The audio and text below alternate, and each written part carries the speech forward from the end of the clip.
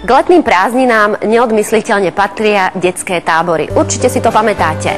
Skoré ranné rozcvičky, medzioddielové súťaže, pesničky pri táboráku, no a najmä skvelí vedúci, na ktorých spomíname ešte dlho po návrate domov. Medzi nás teraz prichádza vedúci jedného detského tábora, pán Milan.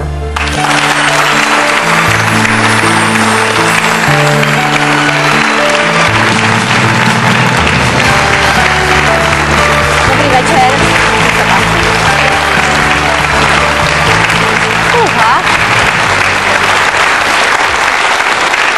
Ale vás je?